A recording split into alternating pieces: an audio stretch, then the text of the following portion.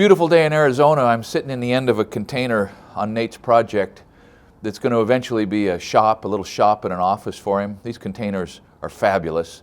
If you live close enough to a coastline to get shipping containers, there's a lot of things you can do with them. But anyhow, we had the meet and greet Saturday, just a few days ago.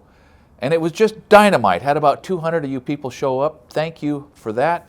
Had a lot of expressions of people that wish they could have showed up. And so we're just going to kind of throw down a little overview of what happened and what you missed and why I appreciate so much the opportunity to get a chance to get acquainted with so many of you folks. It was unforgettable.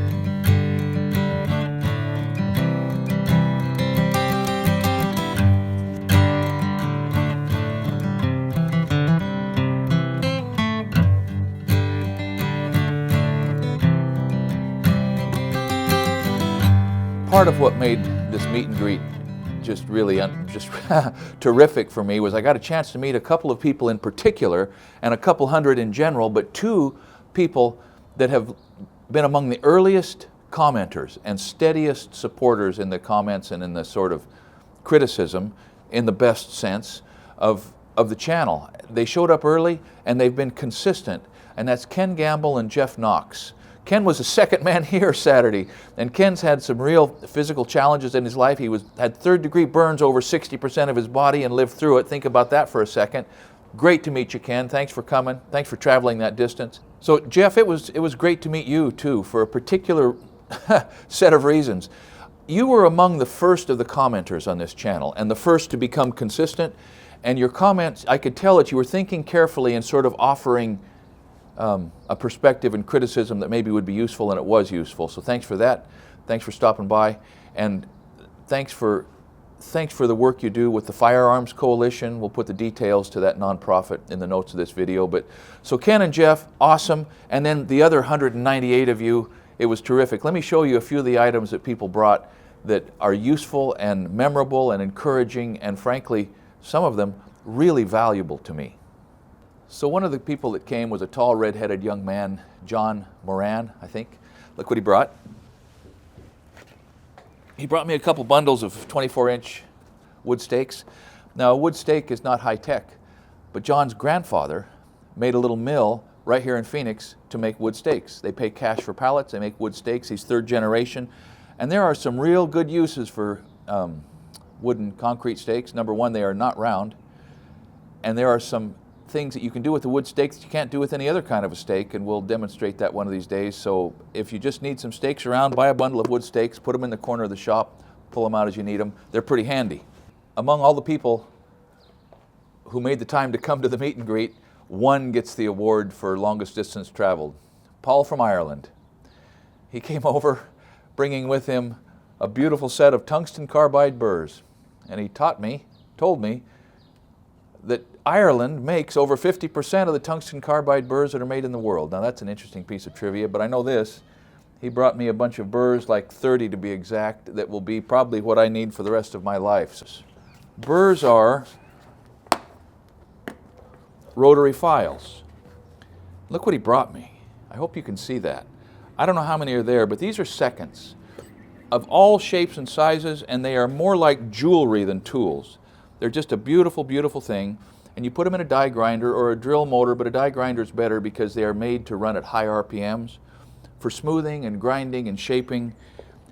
So I've had 6 tungsten carbide burrs in my shop, and they've lasted me for years because I don't use them all the time, and they last a long time if you're careful with them, but they're shot. And I've just been thinking, you know, I need to get some more burrs, and lo, from Ireland, they show up, and they're beautiful, and they're just every size and shape and configuration. You're going to see a lot more of these once I get them home.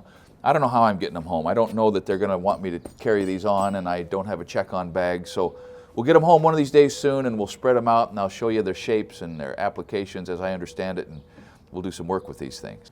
So look at this beauty. That is a 28-ounce plumb rigging axe.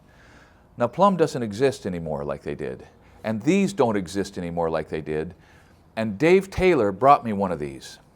He had to get it out of the Midwest. He found it in a hardware store that just happened to have 2 back in stock. And this is exactly the same tool that I framed with for 10 years, the last couple years in Wyoming and 8 years in Las Vegas. And there is something about a plumb rigging axe that is just head and shoulders above anybody else. I just love it. I used mine until the sides just started cracking and failing and blowing out, and I would weld it and grind it and weld it and grind it, and finally the sides got so metal fatigued I just had to throw it away. And Dave, I never expected to see another one.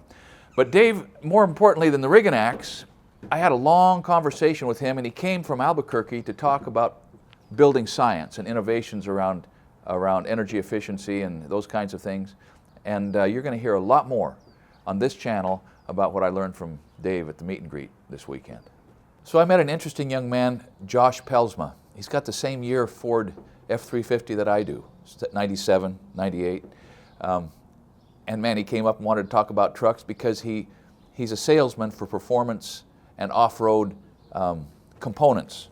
AZ Off-Road and Performance, Inc. And he also has a little excavation business. He's got a couple little skid steers, and man, we had a lot to talk about. And he gave me a coolant filter, and he says he's going to send a fuel filtration system that I ought to have on my 7.3. And I don't know much about the details on my engine. I just know it always starts and it always does the work, and I just had to put some new glow plugs in it, and I just love it. But he said that I need to pay a little more attention to it, so I think I'm going to take his advice. So thanks for the coolant filtration.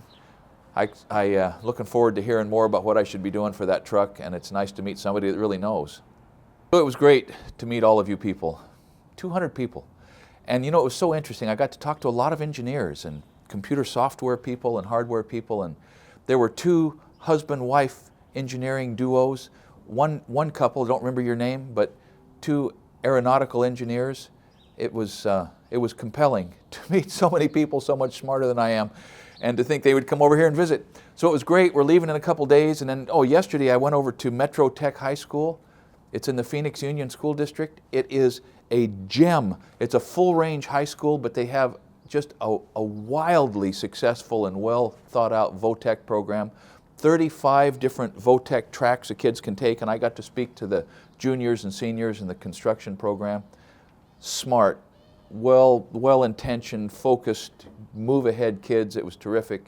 Thanks for inviting me down. It was great to see your school. Keep up the good work, man. You're teaching those people, Will, you're teaching those people important things, and they're learning it. So we had a great time in Arizona. I don't know when anything like this will happen again, and it was just a pleasure. It was a pleasure to meet you people. Thanks for stopping by, and thanks for watching.